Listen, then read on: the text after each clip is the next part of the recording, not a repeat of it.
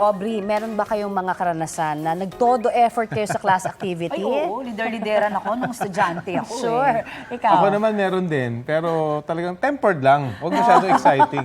Excited, di ba? Oo nga eh. Kasi ito, paano kung yung hindi pala tuloy yung activity, tapos, di ba, gayak na gayak ka modo na, ka di ba? na. Yan po ang naranasan ng ilang estudyante sa Cavite. Okay, I'm fine. Quinchana. Quinchana.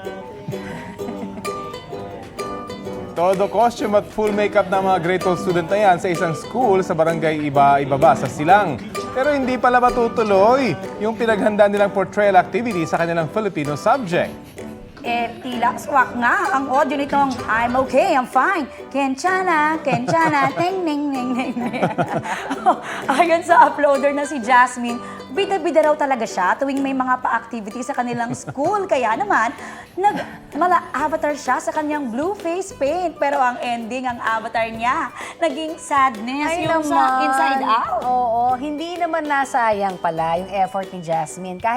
Kasi kahit daw hindi daw niya na-deliver ang lines niya, nakapag-photoshoot naman siya. Yun, nakapag-social siya. Ang nakakaluna moment na yan, may 1.1 million views at may higit 100,000 likes na sa TikTok. Trending! Diba? Hindi ko maipintay mukha kanina ng mga bagets, diba? Pero sana, hindi naman hindi sila ma-discourage na next time. Nakakainis nga naman yun, di ba? Nag-effort ka na. Mag-effort tas pa di rin tuloy. next time. Ano At kaya, least gusto ko malaman anong victory. dahilan? Bakit Oo nga. na-postpone, diba? Magpaliwanag daw sa barangay si teacher. Kapuso, alamin ang maiinit na balita. Bisitahin at mag-subscribe sa GMA Integrated News sa YouTube. Sa mga kapuso abroad, samahan nyo kami sa GMA Pinoy TV at sa www.gmanews.tv.